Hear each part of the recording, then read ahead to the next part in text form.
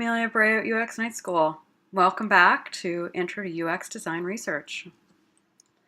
So in the last two modules, we've talked about how to plan a design research project and how to interview participants. In the analysis section, we talked about how to approach your data. In this module, we're going to backtrack a bit. We're going to talk about two key topics, two key activities for design research and building technology in general: accessibility and usability. So I've thought about this a lot, and I really can't rationalize calling accessibility and usability different things, because in many ways they are the same thing. And I'm going to argue this over the course of this lesson. I just generally advocate this viewpoint. And I want to use my personal experience to illustrate this. I have ADD, or ADHD, and I wasn't diagnosed until I was 30. ADD is a privileged person's condition in many ways, but it has really real impact on my life. For one, you probably don't want to go to the grocery store with me. When I'm in a new situation and when I'm trying to find things or get things done, I really rely on familiar markers because my brain is inherently disorganized. And this is part of the reason why I love libraries, because everything is in its place. However, if you go to the grocery store with me, I would probably want to walk out of the store half a dozen times. And similarly, it's hard for me to contemplate, to complete. Similarly, it's sometimes hard for me to complete tasks online. When I get overwhelmed, it makes me physically uncomfortable. And this is something that I think we as a society are getting much better at. In schools or public libraries, spaces are now being designed with specific cool-down spots for kids with sensory and cognitive disorders and just differing abilities. And this is a really positive indicator.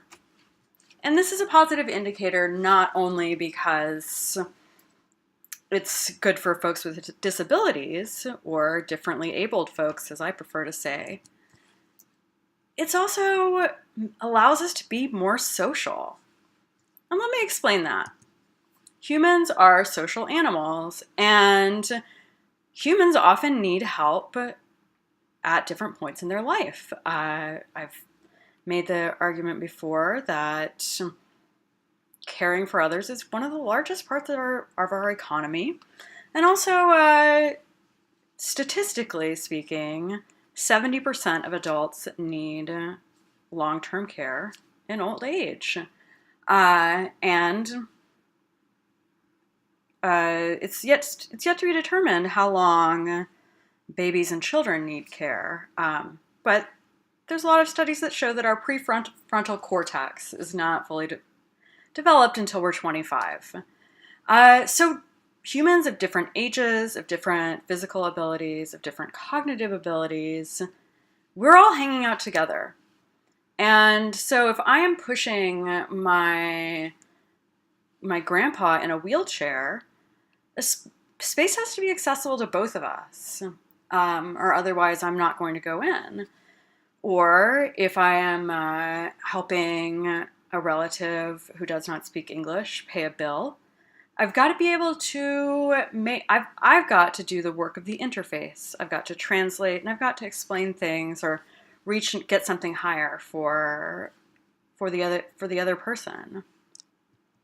And here's another real gain to thinking about accessibility as just a fundamental form of usability and something that's not singular. We are all temporarily able-bodied. If you are completely able-bodied and you are in the minority, 15% of the population has some form of major disability, And of that population, of the disabled population, there's a very high unemployment rate. And this has a lot to do with how we design workplace systems and workplace policies. 25% of US households speak a language other than English at home. I certainly grew up in a household where we spoke Spanish at home, and grew up with relatives who did not speak English. Color blindness is huge, and 10%, about 10% of men have some form of color blindness, red and green color blindness being the most significant kind. 80% of people over the age of 40 need reading glasses, and the fastest growing population is people over 65. And once again, in recent years, we've really gotten to thinking about how ability is situational. And this is from the Microsoft Inclusive Design Toolkit, hardly, a radical sect. And they show abilities in several dimensions. Thus, someone with a broken arm is more temporarily disabled than someone who is an amputee, but a new parent who is nursing a baby also doesn't have use of their arm. Similarly, bartenders who work in loud places are hearing impaired, similarly to deaf folks. And so when we make the argument for accessibility, it helps sometimes to think, okay, well, what is it that we are arguing for? These are the principles of inclusive design. And they're from the NDA and the Center for Universal Design. And if you look at these principles, equitable use, flexibility in use, simple and intuitive use, perceptible information, tolerance for error, low physical effort, size and space for approach and use. Do these sound familiar? These are very similar to the 10-point usability audit and the criteria that Jacob Nielsen proposes for evaluating usability. So, up next, what you can do to make a difference in terms of accessibility and to work as a UX practitioner, a design researcher, a designer, a developer in improving accessibility for all. As always, we love it when you share with us at UX Night School on Twitter or Instagram. And you can always hashtag your posts, UX Night School. Share your progress with us in the projects channel on Slack. We'll see you next time.